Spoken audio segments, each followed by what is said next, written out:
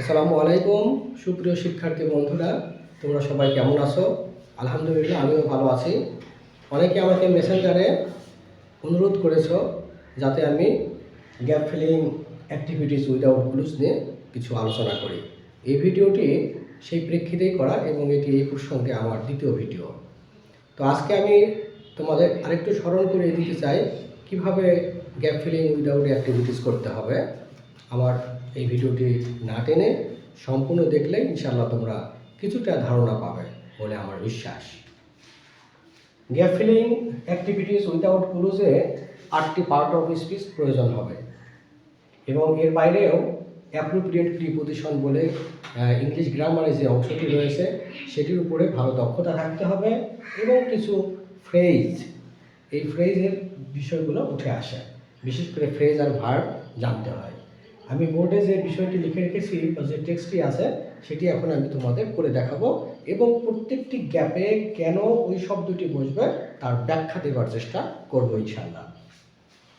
তাহলে চলে যাওয়া যাক। আমি একটু পড়ে শোনাই। Education is one of the basic dash of human being, অর্থাৎ শিক্ষা হচ্ছে মানুষের মৌলিক চাহিদাগুলোর অন্যতম একটি, and is for every kind of development, এবং যে কোনো ধরনের উন্নয়নের জন্য এটি জরুরি। It dash us to make right choices in dash, এটি আমাদের জীবনে সঠিক সিদ্ধান্ত নিতে সাহায্য করে। It enhances our ability to raise dash store food, protect the environment and dash out our social responsibilities. এটি আমাদের শস্য উৎপাদন, তারপরে খাদ্য সঞ্চয় করা এবং আমাদের পরিবেশকে রক্ষা করা এবং আমাদের সামাজিক দায়িত্ব পালনে আমাদের সক্ষমতাকে বৃদ্ধি করে তোলে। It provides with an enlightened awareness about things, এবং এটি বিভিন্ন বিষয়ে আমাদেরকে আলোকিত সচেতনতা প্রদান করে। Dash education has to be defined, শিক্ষাকে নতুন করে সংজ্ঞায়িত করতে হবে। It dash not merely getting degrees from schools dash and universities, এটি কেবলমাত্র স্কুল ড্যাশ এবং বিশ্ববিদ্যালয় থেকে ডিগ্রি পাওয়ার নাম নয়। It is something more lasting, more human, এটি বরং আরও দীর্ঘস্থায়ী এবং আরও বেশি মানবিক। অর্থাৎ শিক্ষার গুরুত্ব এবং শিক্ষার উপকারিতা এবং শিক্ষা শুধুমাত্র স্কুল কলেজ এবং বিশ্ববিদ্যালয় থেকে ডিগ্রি পাওয়ার নাম নয়, বরং এটি আরও বেশি দীর্ঘস্থায়ী কোনো কিছু এবং এটি আরও বেশি মানবিক, সেটি এখানে বলা হচ্ছে। চলে যাচ্ছি এ অংশে। এখানে যে গ্যাপটি তোমরা দেখতে পাচ্ছ, এখানে কোন শব্দ বসবে এবং কেন বসবে তার ব্যাখ্যাটি আমি দেওয়ার চেষ্টা করব। Education is one of the basic dash of human being, এখানে আমি বরাবর যেটি আমার স্টুডেন্টদেরকে বলে থাকি, এর আগের ভিডিওতে আমি বলেছি একটি গ্যাপে কোন শব্দ বসবে সেটি তার পরের শব্দ এবং তার আগের শব্দের উপর নির্ভর করবে। এখানে আমরা এখন একটু আগের এবং পরের শব্দগুলো দেখে নিই এবং এগুলোর পার্ট অফ স্পিচ শনাক্ত করার চেষ্টা করি। এখানে বেসিক শব্দটি হলো অ্যাডজেক্টিভ, আর অফ হিউম্যান, এই অফটা হলো প্রিপোজিশন, আর হিউম্যান বিং হচ্ছে মানুষ জাতি, যেটি একটি কম্পাউন্ড নাউন, অর্থাৎ একটি নাউন। তো এখানে যে পার্ট অফ স্পিচটি এখন বসবে, যে ওয়ার্ডটি বসবে, সেটি নির্ভর করবে তার আগের এই অ্যাডজেক্টিভ শব্দটির জন্য। অ্যাডজেক্টিভ শব্দটির কারণে এই অ্যাডজেক্টিভের পরে সবসময় নাউন বসে থাকে। তাহলে এখানে এমন একটি নাউন দিতে হবে যেটি বোঝাবে যে শিক্ষা হচ্ছে মানুষের একেবারে প্রাথমিক বা মৌলিক প্রয়োজন বা চাহিদাগুলোর একটি। তাহলে এখানে বেসিকের পরে, অর্থাৎ বেসিক হলো মৌলিক, এখানে আমাদের একটি নিডস অথবা ডিম্যান্ডস অথবা রাইটস এই জাতীয় নাউন আমাদের বসাতে হবে। তাহলে আমি এখানে নিডস শব্দটি বসালাম, এটি হচ্ছে একটি নাউন এবং এটি বসালে আমাদের এই বাক্যটি তার পরিপূর্ণ অর্থ ফিরে পাচ্ছে। এখন পড়ে শোনাই। Education is one of the basic needs of human being, অর্থাৎ শিক্ষা হচ্ছে মানুষের মৌলিক চাহিদাগুলোর একটি। তাহলে এখানে চাহিদা অর্থে নিডস শব্দটি বসেছে, এখানে নাউনের জায়গা, কারণ এর আগে অ্যাডজেক্টিভ আছে। And is dash for every kind of development, এখানে ইজ বসেছে তার সাবজেক্ট হচ্ছে এই যে এডুকেশন, অর্থাৎ অ্যান্ড, এই অ্যান্ড এখানে কানেক্টর হিসেবে ব্যবহৃত হয়েছে, অর্থাৎ অ্যান্ড দ্বারা একটি বাক্য সম্পূর্ণরূপে এ পাশে আছে এবং এ পাশে আরেকটি অংশকে, আরেকটি সেন্টেন্সকে এখানে অ্যান্ড যুক্ত করছে। এখানে ইজের পরে আমরা দেখতে পাচ্ছি গ্যাপ, তারপর আছে for every kind of development, অর্থাৎ প্রত্যেক ধরনের উন্নয়নের জন্য ড্যাশ। ওই ইজের পরে আমরা জানি ইজের পরে যদি ভার্ব বসে তাহলে সেই ভার্বের সঙ্গে তার থার্ড ফর্ম অর্থাৎ পাস্ট পার্টিসিপল হতে পারে অথবা তার সঙ্গে আইএনজি হতে পারে।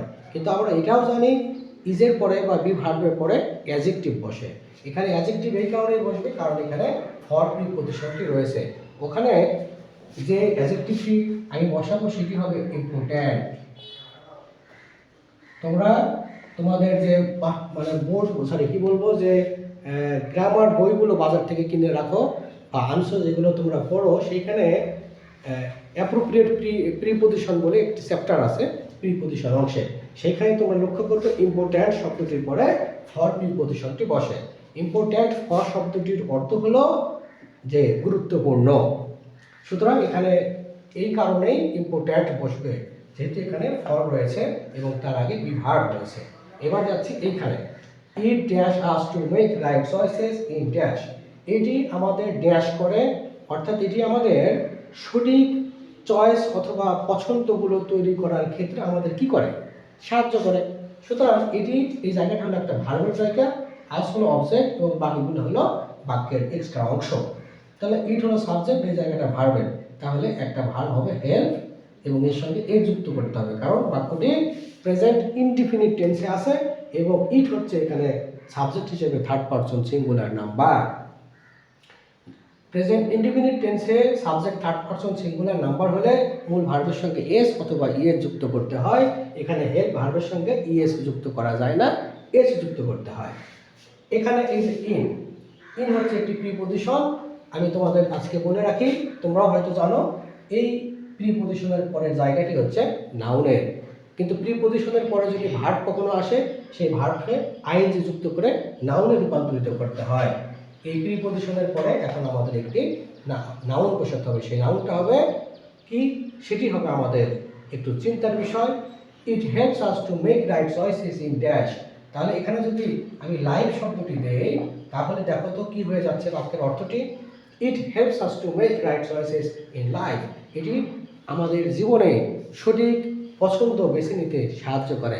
সত্যিকার অর্থে যার শিক্ষা নেই সে তো ভুলভাল সিদ্ধান্ত নেবে, কিন্তু শিক্ষা আমাদেরকে সঠিক সিদ্ধান্ত, জীবনে সঠিক সিদ্ধান্ত নিতে সাহায্য করে। তারপরে যাচ্ছি ইট ইনহ্যান্সেস আওয়ার অ্যাবিলিটি, এই যে আওয়ার অ্যাবিলিটি আমাদের সক্ষমতা বা আমাদের যে সামর্থ্য সেটিকে ইনহ্যান্স করে অর্থাৎ বাড়িয়ে তোলে, বৃদ্ধি করে।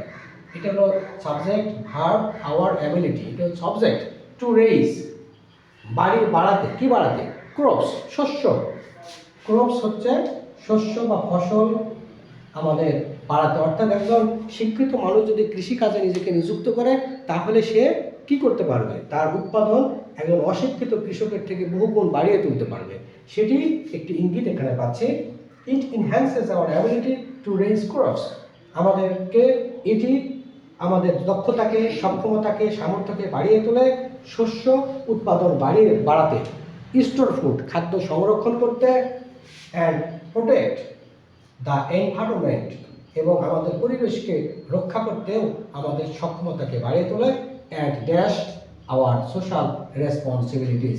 এখানে আউট শব্দটি তোমরা দেখতে পাচ্ছ, একটু বলে রাখি এই জায়গাটা হলো ভার্বের, এই জায়গাটা হলো ভার্বের কেন তোমাদের বলি, যে আমি বলছিলাম যে ফ্রেজাল ভার্ব, ফ্রেজাল ভার্বের হচ্ছে ভার্ব থাকে, ভার্বের পরে প্রিপজিশন অথবা অ্যাডভার্ব যুক্ত হয়ে ফ্রেজাল ভার্ব গঠিত হয় এবং একটি ফ্রেজাল ভার্ব সবসময় ভার্বের কাজ করে।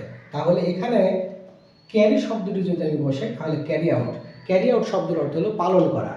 আওয়ার সোশ্যাল রেসপন্সিবিলিটিস আমাদের সামাজিক দায়িত্ব সমূহ, তাহলে শিক্ষা আমাদের সামাজিক দায়িত্ব সমূহ সঠিকভাবে পালন করতেও আমাদের সক্ষমতাকে বৃদ্ধি করে। এই জন্য ক্যারি শব্দটি বসবে, ক্যারি আউট মানে পালন করা, নির্বাহ করা। ইট provides dash with an enlightened awareness about things, এখানে এই যে ইট প্রোভাইডস, এখানে একটা অবজেক্ট হবে আস। এটি আমাদেরকে সরবরাহ করে, কি সরবরাহ করে? এনলাইটেন্ড অ্যাওয়ারনেস, আলোকিত সচেতনতা। এখন আলোকিত সচেতনতা শব্দটি খুব গুরুগম্ভীর, অর্থাৎ যে সচেতনতা অর্থাৎ শিক্ষা থেকে আসে সেইটাকে আলোকিত সচেতনতা আমরা বলবো। Dash education has to be defined, এখানে এতক্ষণ শিক্ষার যে গুরুত্ব, আমাদের জীবনে শিক্ষার প্রভাব বা শিক্ষার উপকারিতা সবগুলো সম্পর্কে বলা হচ্ছে, কিন্তু এই টেক্সট যিনি লিখেছেন তিনি এখন তার আগের অংশ থেকে পরের অংশের অর্থাৎ ইঙ্গিত বা অর্থ বা ধারাবাহিকতা একটু ভিন্ন খাতে নিয়ে যেতে চাচ্ছেন। তো এরকম যদি আগের অংশে এক রকমের অর্থ প্রকাশ করে এবং পরের অংশে অন্য ধরনের অর্থ প্রকাশ করে, সেই ক্ষেত্রে আমরা কানেক্টর বা কনজাংশন হিসেবে বাট ব্যবহার করতে পারি। এখানে আমরা বাট ব্যবহার করব, but education has to be defined, কিন্তু শিক্ষাকে সংজ্ঞায়িত করতে হবে। ডিফাইন শব্দের অর্থ হলো সংজ্ঞায়িত করা, অর্থাৎ শিক্ষাকে কিন্তু আবার নতুন করে সংজ্ঞায়িত করতে হবে। কারণ আমরা শিক্ষা বলতে শুধুমাত্র স্কুল, কলেজ, ইউনিভার্সিটি থেকে লেখাপড়া শেষ করে দামি সার্টিফিকেট পাওয়া, ভালো চাকরি পাওয়াকেই মনে করি, কিন্তু সত্যিকার অর্থে শিক্ষা সেটি নয়। এই জন্য এখানে বাট শব্দটি ব্যবহার করা হলো, অর্থাৎ এই যে আগে এতগুলো বাক্যের মধ্যে যে বক্তব্য প্রকাশ হলো বা প্রকাশিত হলো, এই বাটের পর থেকে এখন শিক্ষা সম্পর্কে নতুন বা ভিন্ন রূপ তথ্য এখানে প্রকাশিত হবে। এই জন্য এখানে বাট কনজাংশনটি ব্যবহৃত হলো। এখন ইট নট মেরিলি গেটিং, এখানে একটা ইজ হবে, কারণ it is not merely getting, এটি শুধুমাত্র কেবল পাওয়া নয়। কি পাওয়া নয়? ডিগ্রি পাওয়া নয়। ফ্রম স্কুলস, এখানে দেখো অ্যান্ড আছে, আমি তো বারবার বলি অ্যান্ড হচ্ছে এমন একটা কনজাংশন, তারপরে যা থাকবে তার আগেও সেটি থাকবে। এখানে ইউনিভার্সিটিজ আছে, এটি নাউন, একটি শিক্ষা প্রতিষ্ঠানের স্তর। এখানে স্কুলস আছে, তাহলে মাঝখানে কলেজের জায়গা, কলেজেস। তাহলে from schools, colleges and universities, তাহলে বাক্যটি কি গেল? It is not merely getting degrees from schools, colleges and universities, শিক্ষা কেবলমাত্র স্কুল, কলেজ এবং বিশ্ববিদ্যালয় থেকে পাওয়া ডিগ্রি নয়। It is something more lasting, more human, এটি বরং আরও অনেক দীর্ঘস্থায়ী এবং আরও বেশি মানবিক। এই ভিডিওটি একবার দেখলেই শুধু হবে না, তোমরা 2বার 3বার দেখবে এবং এটি সেভ করে রাখবে, যখন তোমাদের প্রয়োজন হবে, যখন তোমরা আবার নিজেরা বাসায় বসে প্র্যাকটিস করবে gap filling activities without close. এই আলোচনায় 10টি গ্যাপ আমি করে দেখালাম এবং এইখানে কোন শব্দটি কেন বসলো এবং তার ব্যাখ্যা দেওয়ার চেষ্টা আমি করেছি। আশা করি তোমরা বেশ উপকৃত হবে। সবাইকে আজকের এই ভিডিওটি দেখবার জন্য ধন্যবাদ এবং আগামী ভিডিও দেখবার আমন্ত্রণ জানিয়ে আজকে এখানেই বিদায় নিচ্ছি। আসসালামু আলাইকুম।